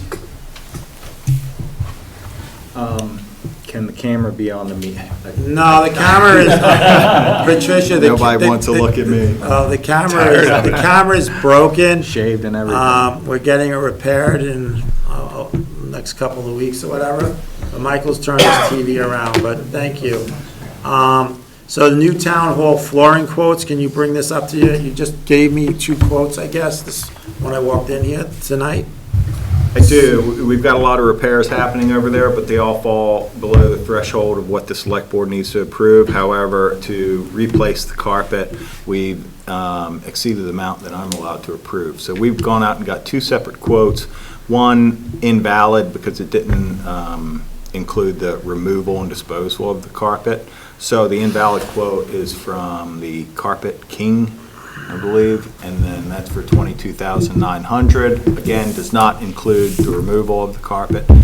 And the other bid was from Carpet Warehouse, or quote, I should say, for $29,925. So, So you're asking for the board to approve you to move forward with this, or you're just letting us know? nope, well, I need approval for it. And Okay. are these apples to apples flooring wise? Yeah, The it's only, the the only same. difference is what he's saying is on this one here, Chris, We have no removal. there's no removal, And garbage this or one did, whatever. the That did. 29 did cover removal. Yeah, and, yeah, they're gray carpet squares, and that's for the entire upstairs floor. Okay. Is it like this kind of? Yeah, but Greg. But gray. Thanks, kids. Color blindness is kicking in. Yeah, colorblind.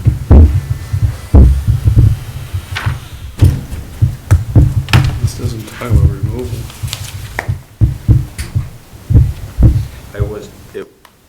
It was discussed with Linda, who was putting the bids together, and she did tell me that did include it, so. I do business with him, and he puts removal in there. So, Oh, is that right? just an FYI, but at any rate.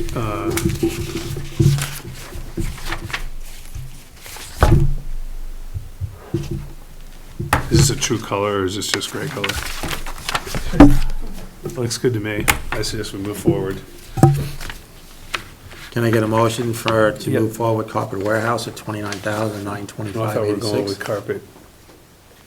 No. Oh, Carpet Warehouse. is Carpet the- warehouse is 29, that one's 22.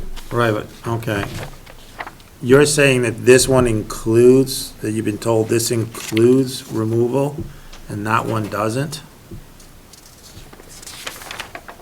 That's what, and are we, are we talking removal in terms of disposal, or are we talking in terms of ripping it up? I apologize, I might be backwards.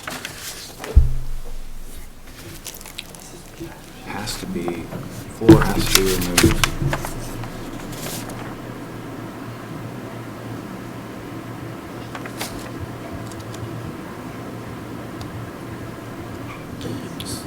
This says here on this one for Carpet King, Yeah, cost to you, town managers, commercial grade nylon carpet tile adhesive and labor. I have assumed this is no existing floor yeah. covering that must be removed. Okay. So that doesn't include that in there. And then this one here, that is $7,000 more. Linda's conversation is what I'm being told, is saying that this is all in with everything being removed. So it's $7,000 higher than that one for removal. You can't remove that. You know, we're not gonna remove it ourselves or whatever. So can I get a motion to accept the Carpet Warehouse for $29,925.86 with the, with removal? Yes. Okay? And clarify that it is removal? If there's an error with that, I'll make sure. Then to you'll fix come it. back to us, okay? You get a motion on that, Chris? You have a motion? Okay, all in favor? Aye. Aye, and just make sure that everybody knows that this is stating that there's removal, and removal is not just taking it off the ground, it's also disposing of it. Okay. I will. Department reports. Start with the manager's report. Get my paperwork out of order here, 1 second. All right, quickly, Killington Forward Initiative update, water project, we're working on our step 3 loan. Right now, the town's floating a lot of bills because the step 3 loan hasn't been approved, but this is for the construction happening for contract 1 through 3A, and Mary Ellen and I have submitted all the underwriting forms. Kevin Lingy will go to the bond bank board on May 23rd. Fingers crossed they get approval, and then we'll be able to start reimbursing for all the bills that we've been fronting. Yeah. Road project, plans for the road, well, actually, let me stick back to the water project that's not in here. We had a construction meeting today with Casella. They're going to start pouring the foundation for the pump house, which is the area along Route 4 where you see all the ledge blown out. They'll start pouring that concrete here in the next few weeks. Abbie went to the tank site today, and they expect to have the tank under construction this summer. So July, you'll probably see big tank parts moving up there, I'd be willing to bet. Now we'll go to the road project. Plans for the road project around the ski village are 90% complete. Ray Page is doing surveys for us up there so that we can get our necessary easements. Construction's well underway for Project 1B, which is from Anthony Way to the access road. I'm sure everybody's well aware of that. We on a monthly basis, seek reimbursements. Right now, we're still at the step 2, which only funds the engineering costs for 1 through 3A, and we're also allowed to reimburse for CRRP, which is construction for contract 1-3A funds, and that's up to $1 million of construction. The town's working, we've kind of spoken on this already, but we're working on developing an integrated permit, so when people are ready to hook up to the water line, they can do it under a general permit with the town. Abbie and I are working through that as we speak. All right, the new town hall, we've got an electrician there. We're getting everything wired up for phones. The lights that were in there now, you can't put LED fixtures in, so going through that whole process. And we've got painters, now we've got carpet coming, and we still hope to be in there in June. The finance department, town manager, public works, and listers will move into the upstairs space. And then new bids will be solicited for the construction of the vault stairway and the removal of downstairs, because we know how important it is for the clerk and town staff to kind of be in the generally the same area. Okay, I tried to keep this to one page. There's been a lot going on, but I'm going to go through the highlights here. The town had a vicious dog hearing a few weeks ago, and the select board found that indeed Jason Sasman was harboring vicious dogs. He did not comply with the order, so the town reached out to council and filed a complaint with the Superior Court. Now it's up to the sheriff to serve that complaint, and if not, then we will actually have to appear in court.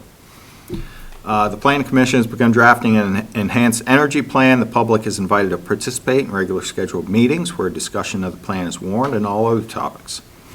We're working on updating the personnel policy. It was a goal of mine to get it in front of the board at this meeting, but things are, the plate's kind of full, so I have every intention of having a first draft to you at the last meeting in May.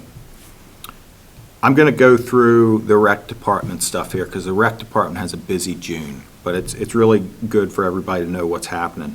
So we hosted Green Up Day. It was excellent. We had about 100 people come and eat hot dogs and hamburgers, but that's the pass. So future rec department events include Touch a Truck on June 1st, Community 5K Run and Walk on June 2nd, KES Field Day at the pool on June 3rd, the beginning of summer camp on June 24th, River Road Concert Series starts on June 27th, and the 4th of July barbecue on 4th of July. Yeah. Hey, question for you. Yeah. This community run walk on Yeah. June 2nd, is that the library thing? No, it starts at the pavilion, I'm told, Okay. but more. Because I always get thrown off. They have a .5K run with donuts. Oh, Yeah. is that right? Make sense. No, they have a .5K. It goes from the library to the town hall.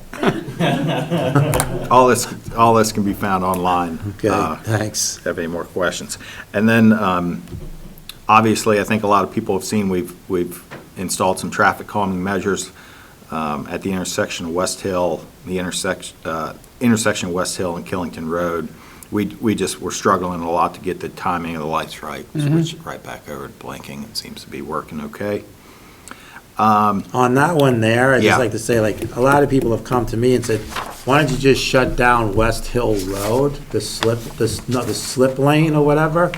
And you can't because the trucks can't make the right-hand turn at the light without getting into the oncoming lane. So we're really trying to make it that regular traffic goes to the light and makes the right so you can avoid the speed bumps. The trucks can take the speed bumps. We had to put the barriers up in the left because there were some people coming to the town and saying, I can't see the cars that are going and made this new lane, because they're up against the brush or whatever, and they're flying. So that's why it's there. And in the town, like Michael had said, he and, what is, LaFaso, whatever, going through trying to reprogram it, that the light will stay red longer on Killington Road and less red on West Hill Road. All right, I and think we're then, doing okay, though. yeah, I Yeah. think it's working. And so there's beaver activity along River Road. I'm sure you guys are familiar with that. State Representative, well, Abbie and I aren't up to speed on it. You know, this is all new to us. So we found out we have a beaver management plan, and then State Representatives Zapata and Josh Caravel came out here to just kind of talk about the history a little bit and give us recommendations for how to deal with existing and newly erected dams. Good. So the repair of collapsed wall in front of the bakery is being planned, and I can talk to the owner offline, I think. Yeah. Moving forward on that. And then Abbie and Ricky and myself are still working on a work plan for this summer. We do know that road grading is taking priority, but we purchased those 5 radar signs, and we'd like to get those up as soon as possible. I'm just going to add one thing here. We're working on hosting the next mixer that the KPAA holds at the golf course. So keep an eye out for that. And other golf course news is they're open, and I'm working with a contractor now to fix the roof on the maintenance building. Just waiting for a certificate of insurance from him, and he should have the green light to make the repairs. Okay, All thank right. you. Emergency management report?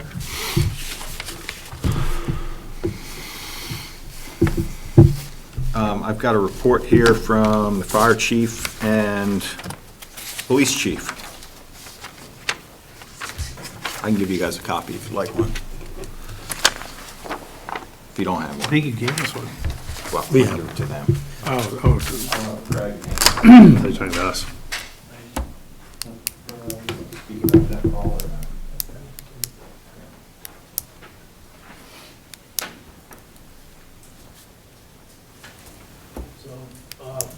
Fire department wise, 30 calls for last month, April, 13 fire, 14 EMS calls, and both pure tone.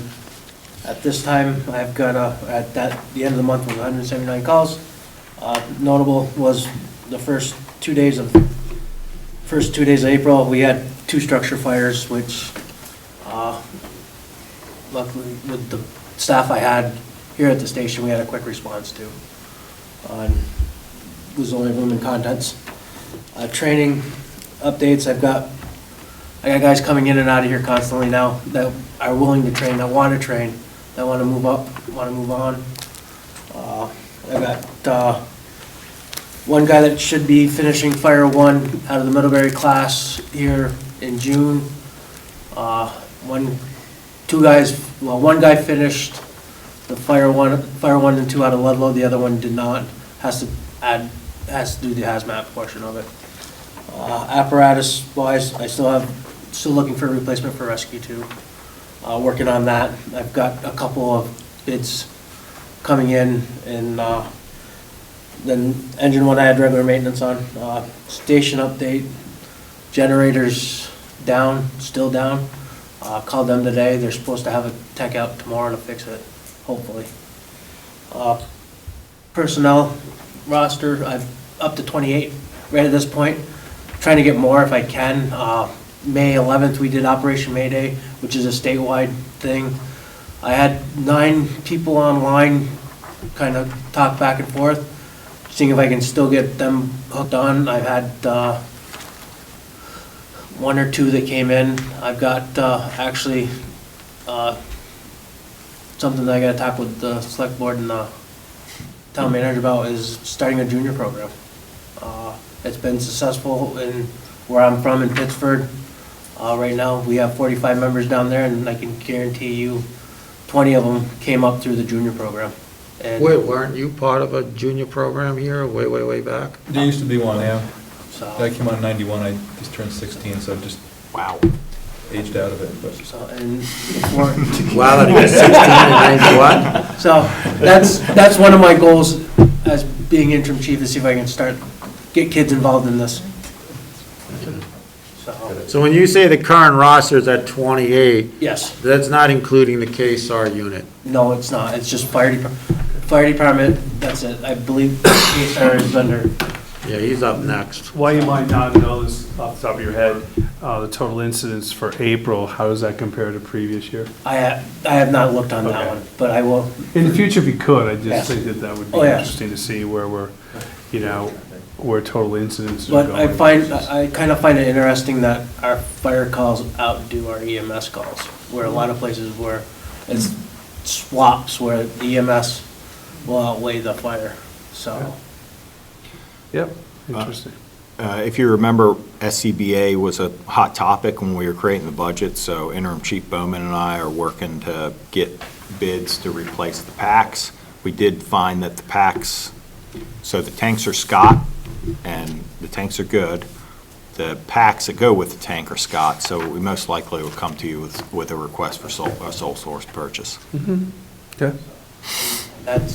Will be approximately $220,000, which I'm trying to figure out going forward with this, if I still stay in this position, is down the line is finding a replacement every couple of years instead of beating us like we did this year.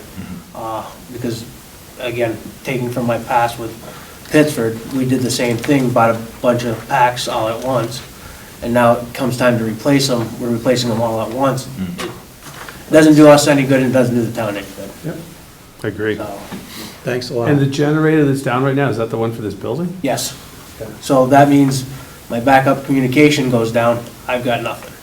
I'm been working with the company that we deal with, and they came April 30th to fix it. Well, within that time frame, the alarm went off and didn't start. And I came in Friday morning, found that the door, one of my doors were closed to that alarm panel, and asked the person that was on that what happened. Oh, it went off, so I closed the door. Well, why didn't you contact me so I could deal with it? Because this is my thing, and we've got to, I mean, I need communications, so. And who currently services us here? Brookside out of, Yeah. up north, so. So have you thought about reaching out and seeing to rent a backup generator? Well, right now, To bypass that until they come in and fix it? I have not reached out for that. I don't know I don't know how to tie into that system, or if it can be tied into. Have they given you an ETA on the repair? Tomorrow morning, they're coming. Supposedly, I'm meeting with them There's- tomorrow too, that's fine. they're supposed to be, I was told tomorrow, Yeah. so, Did they fix your air today or no? yes. Good.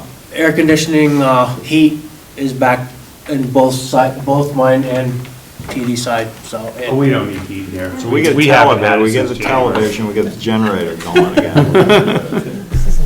But if they give us a long time on fixing for your communication system, let's try to figure out a way. Oh, so my backup plan on that is I've got a small generator, because we don't use our normal paging system like pagers anymore. We use the cell phone, and that is hitched up in there, so I got a small generator I can take off one of the trucks and throw outside and run it, so I can still have it, Okay, so. as long as you have a way for. Oh, yeah, I've got a way.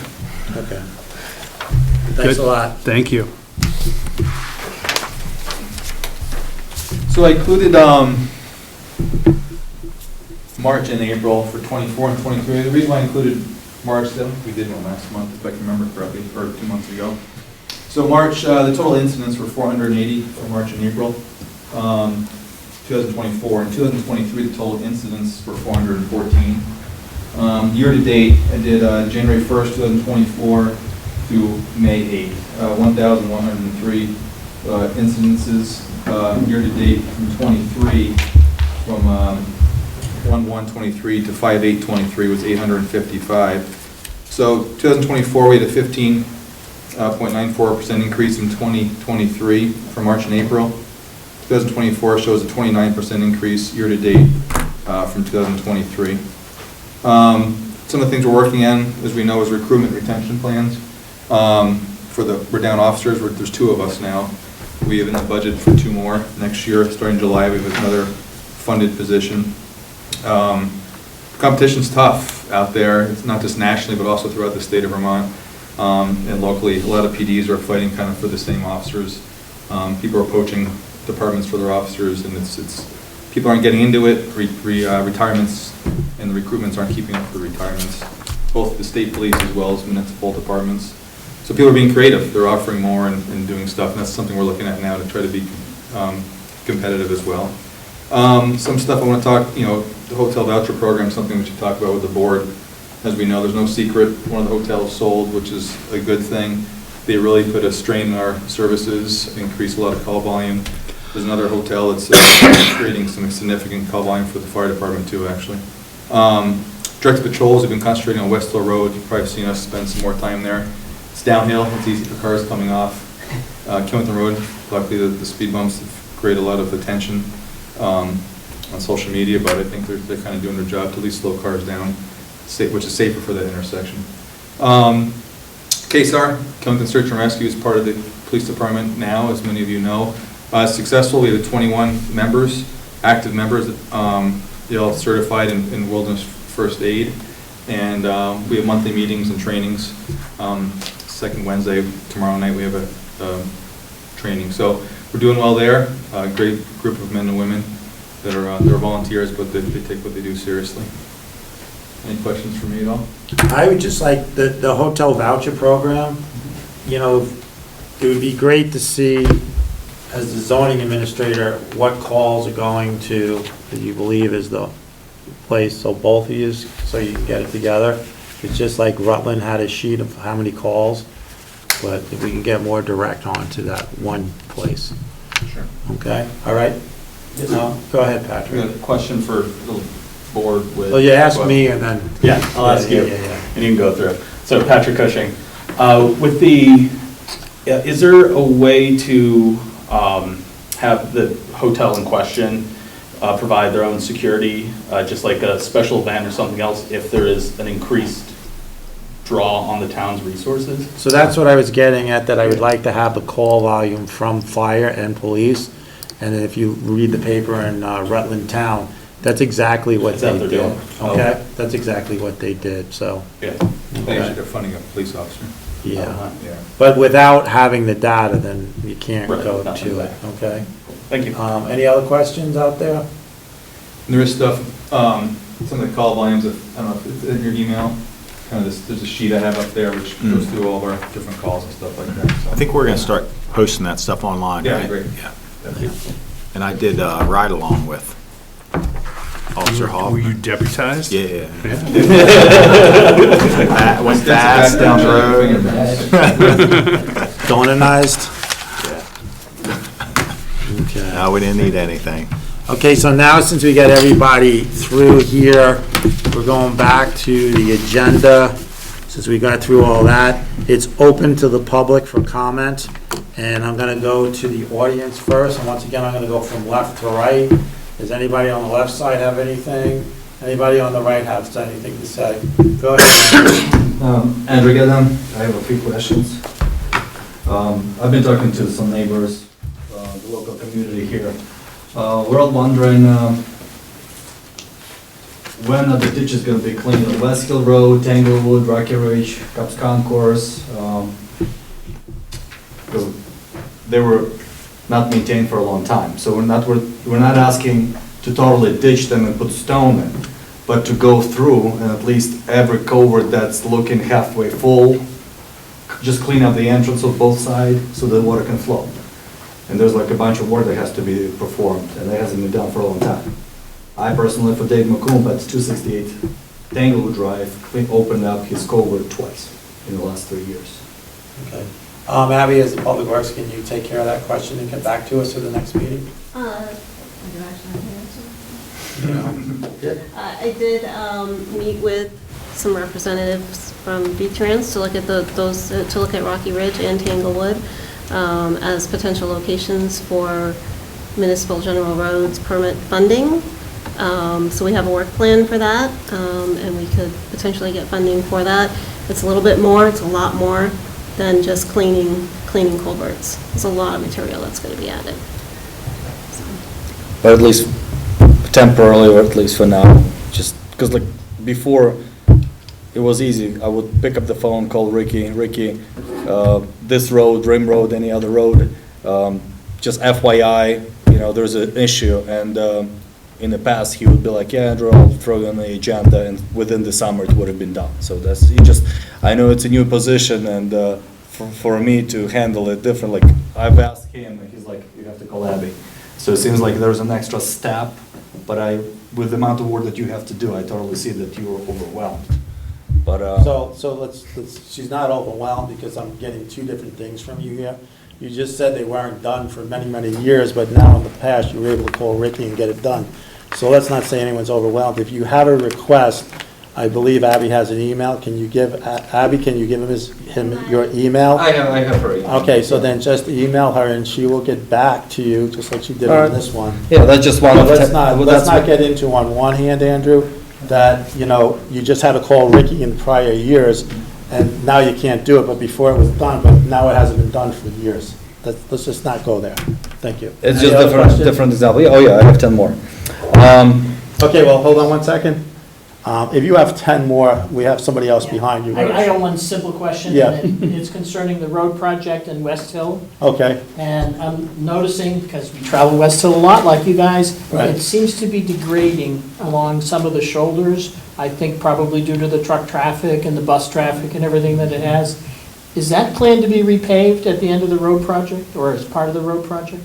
It's not part of the road project, but we're gonna have to take a look at it and get going from there. Yeah. If you ever remember that in the past, and that West Hill Road, I never got it, but it was, the pavement was shortened. Yes, it was narrow. And so it was shrunken, shortened, shrunken. The width was taken in, and there was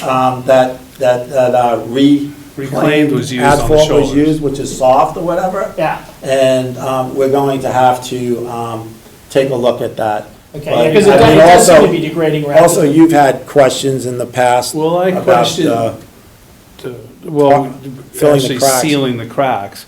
We used to have a program years ago where we sealed cracks, and somehow we got away from that, and that needs to be dealt with. But it is in need of repair, and it's had a very short life. Right. From when we had it done, and I don't believe at the time period, the concept of shortening the width of it made any sense, especially we're a town that promotes biking, and we don't have any shoulders for people to bike on. And if you really looked at the road, as you study it when you go down sometime, there's points where people actually travel off the road on a regular basis. And so it just wasn't done well, so it is going to need some serious repair. Okay, I just didn't know if it was included in the budget for the It wasn't, town work, it's for the not, road work. it's not in the TIF section, because Okay. that's all TIF. Yeah. But one of the good things about the TIF section is that it takes some of the roads that we were going to have to do. And we actually I signed the warrant the other day for the last payment for the $10 million that did that section of Killington Road and West Hill Road. That was that 10-year bond. So it only seems like yesterday that we did still. But it was 10 years ago, because we just made our last principal and interest. And the plan back then is that shortly after that, we would have to do another project on. So we've got new people that are here, and that's a good reminder, and that's why we have these. And let's put it on our radar. Just a quick update, you mentioned the crack sealing. We do budget money for crack sealing. DPW went out and got some quotes. The price of crack sealing is Shocking. way up. But we're still hoping to get some done this year. Good. We're just kind of looking at the harder areas, and then we can, next budget season, revisit it and with a plan. But as Bill Vines has said, West Hill Road is taking more of a. Oh, yeah. He's taking more of a I beating agree. now. Yeah, it's getting beaten up, it's getting beaten up. It is. Yeah. So, okay, go ahead, Andrew. All it takes, it's a little dump truck, go get the hot patch from Wilk Paving, have two guys there, unload it, pack it, run the compactor, get it done. There are 4 big holes right in the front of Rocky Ridge, West Hill Road. I drive a big truck, everybody drives a big truck, and it does hurt when you go through that bump. So let's not wait a few more years to get it done. It's all about putting little jobs like this on the schedule. Killington Road, this section, up to Anthony Way. There is no traffic. There are deep holes. I think it would make sense to send the guys this way and fill up those holes. If I remember correctly, we bought the painting machine for $27,000. None of the lines are painted yet. It's already the middle of May. And I do recall you guys saying it's going to be done May instead of September, October, so that the plow is not going to come and scrape the new paint on the roads. My friend here, Alex, lives on Killington Road. He has Tesla. I have Tesla. Many of my customers have Teslas. We do need the lines painted so that we can drive with the autopilot. But we also have every 10 customers are the out-of-staters who come up to this town and spend the money. So what's the status? I'd like to ask, what's the status with that painting machine that we purchased? So if you remember, if you want the real facts, for 2 years the lines were never painted and there were no lines on the road. Sorry for you Tesla drivers, but there wasn't lines if you remember, okay? And it was not promised to be done May. The weather has to get so it's above 40-something degrees constantly because you don't want to lay the paint down, because the company that we had hired on prior through the state put down some paint, okay? And it was gone within 2 days, if you remember, in November. So it was never, for 3 years, I think, Chris, it was painted like right before the World Cup. It was, the last time was, they came back through right before World Cup, and it was below freezing, where they tried to put paint down. Right. So the town. And we did refuse to pay the So the bill. town went out and we purchased the machine, and he is scheduled, we are talking to him to get to a date, and he's coming back to us, okay, to get it. The lines that are up there right now, I'm kind of shocked because stayed they're longer still than they ever there. have. They're still there. They are They're better gone than- in a couple of spots, but, you know, we were always told, like, the paint, and he's using the same paint, Chris, as the other places, but that the paint wouldn't stick. There's a lot of, I mean, I see a lot of lines there. We are also, correct me if I'm wrong, we are also with the paint, we are entitled to 1 or 2 lines a year by the state coming up. One. Okay. Those are the ones that get here in November. They show up whenever they so choose. Lines. So the yellow line down the middle of the road? One of the lines? One of No, the yellow. There's One set of lines for us, we don't get, That's we a- don't get the white, you can just, if we wanted just the white, we could get that. That was the free one we get. Yeah. But then that company, you know, they were supposed to come in and do all, like, the white lines and the yellow lines. They're supposed to do the crosswalks and everything else. And they were charging, let's just say for the crosswalks, I think was like $24,000 for the crosswalks and the stop bars, the stop signs and everything else. And this person that the town found was like $7,200 instead of that other price there. He did come to us and say, hey, listen, if you buy the machine, and I believe this machine really was $52,000. Michael wasn't there for the purchase or whatever, and we're getting 3 paintings out of it. So he did last year once, okay, and it lasted, so we held off because it lasted the whole winter. And he's coming in, and he should be in shortly, but he will be giving us a call in the next 2 weeks or whatever, and he works with the town highway guys to go out. So, like, we can't really just tell him to come in May, because the town highway guys are out there cleaning culverts and stuff like that, and ditches, and some of the other side work already, to get that stuff going first. So he should be in the next couple of weeks. Okay? So, any other questions? The sidewalk between the West Hill Road and IPI, Bigelow Drive. Since there's no curbing there, all that topsoil's gone, destroyed. Would be nice to see the new topsoil and installed and seeded, so it can look nicely. So hopefully that can happen soon, not. Andrew, the question's to me, not to anyone in the audience. So, Just letting you know. Okay, Would be nice next, to next. see. Any update on what's going on with the town garage employees? I hear lots of rumors, unhappiness, people are telling me they're ready to quit, they're being pressured by the town. The town supposedly threatened them to take subcontract trucking, because the guys used to truck on the rainy days. Now that job's gonna disappear supposedly. But we have CDL drivers, we pay, we need to retain the employees year round, and they're saying that they do not want to mow the lawns, because rock landscaping is so cheap, why not to hire rock landscaping to mow the lawns instead of telling them to go and mow the lawns, where we have ditches that needs to be cleaned, potholes to be filled, so they're just kind of saying there's a bunch of work. Obviously with the new leadership, there's new ideas, but it's always hard to teach an old dog a new tricks, so I just hear quite a bit of feedback from them that's concerning. And I did mention to the guys, if I was you, I would quit in the middle of the winter before this big snowstorm, but yet, you decided to wait till the summer, you don't have the leverage. I appreciate your helpfulness in trying to retain our staff. That's Nice. I'm gonna take that into consideration when we go into executive session, That's Chris, to okay. pick the next select board member. Yeah. But Andrew, that's personnel, and we don't talk about our personnel in the public. And I am not aware of any issues because it hasn't come to me, and I don't think it has come to you, and I don't think the town manager has brought it up to any of us, even in an executive session. But thank you for telling us that the guys are talking to you and maybe not talking to management or whatever, but that's good. So what else do we got? What else As do you we guys got? know, I mentioned after the election that I'm still gonna be active, and people come and approach me, and because they can see the voice that I can Yeah. speak up freely That's and fine. bring all that information. Okay. They also were concerned about the safety.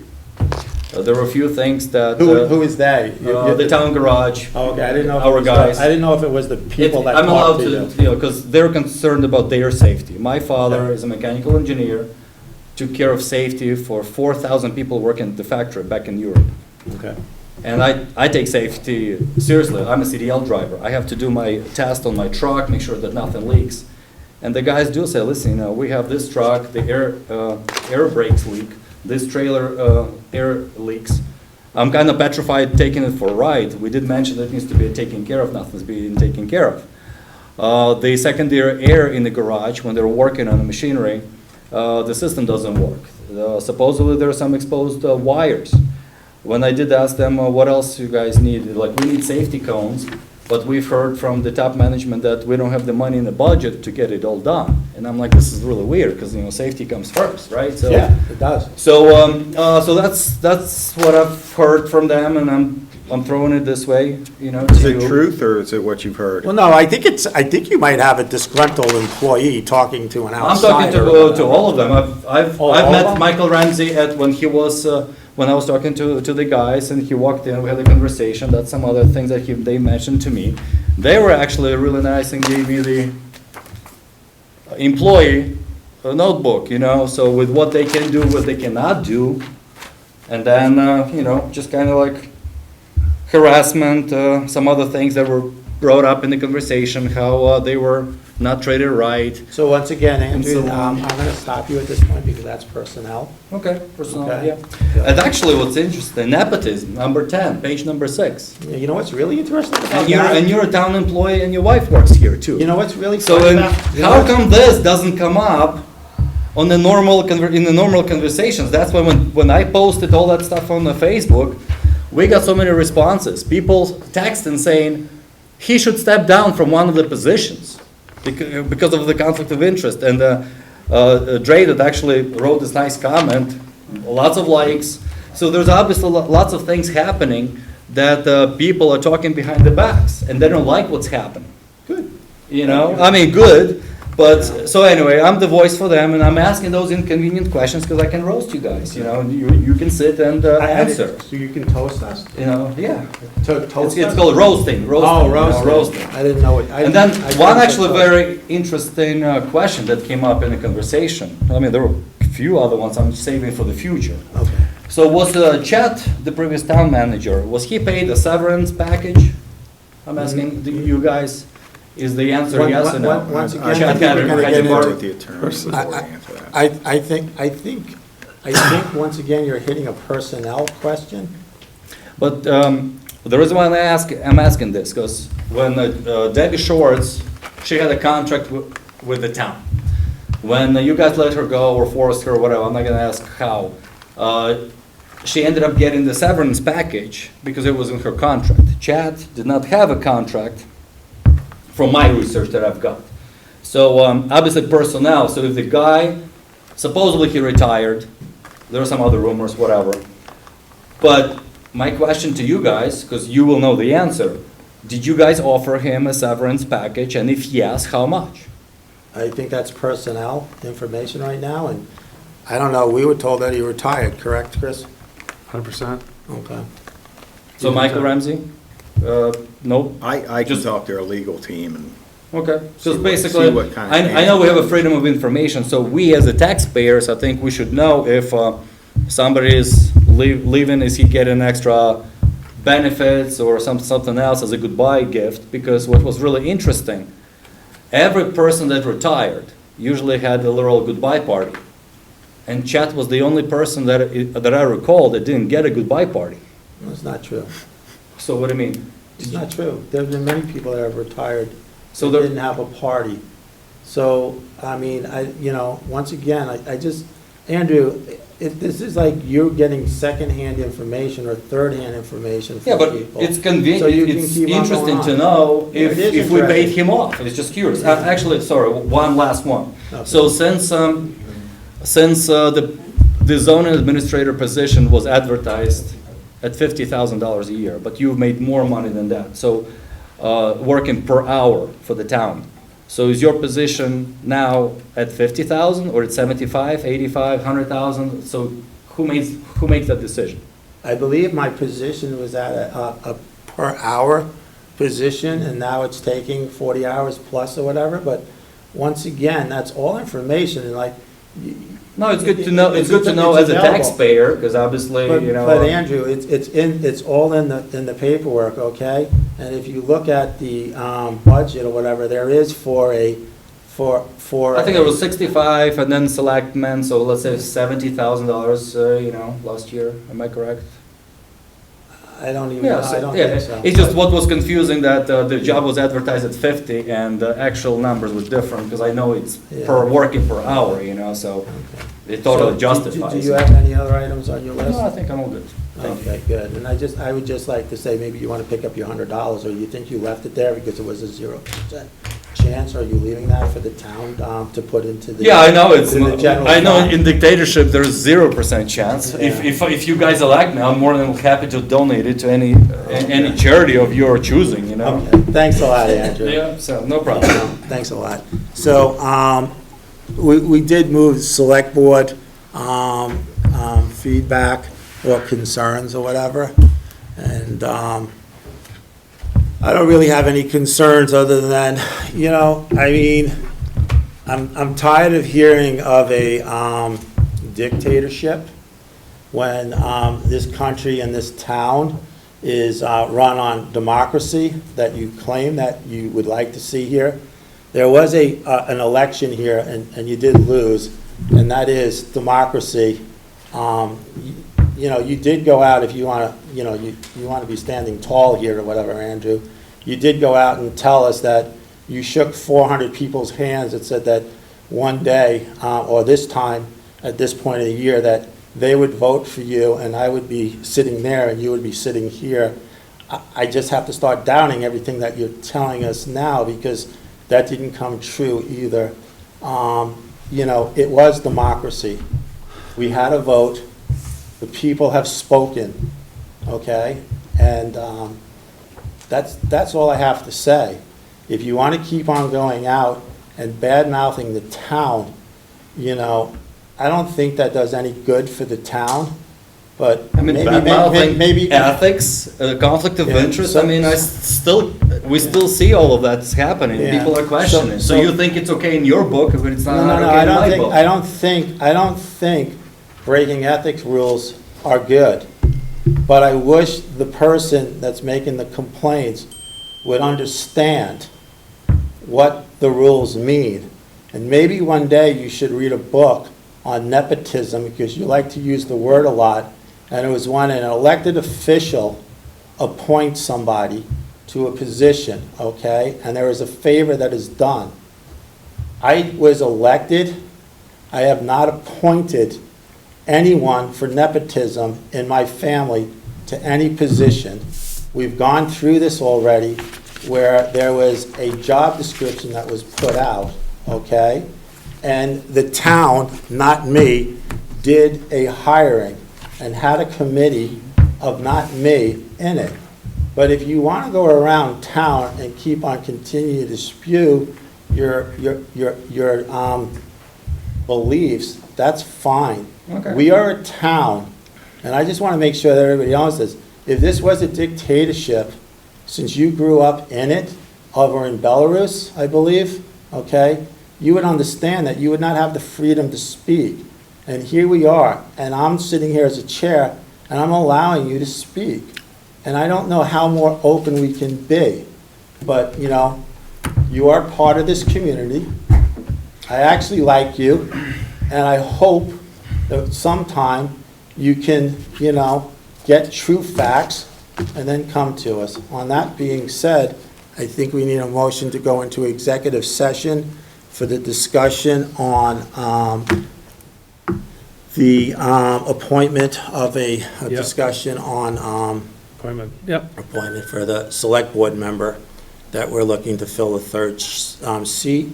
If a bunch of people are going to stay here, I think you and I, because the town manager doesn't need to, would you like to come in with us? I would, I think there's some stuff that I. Okay, so we're going to go into executive session at 7:47, 8:47, I believe. 8:37. And There are other go subjects, into- though, beyond the select board that need to be Yeah, discussed. okay. So we could be in for a bit. Okay, so, but we'll go inside to the other room. I think we should, I think a lot of people are on this screen, and since we are an open, let's go in and make our discussion Okay. on that and then come back out. Sure. Okay? Yep, we can go back in if we have to. Thanks a lot. Thanks.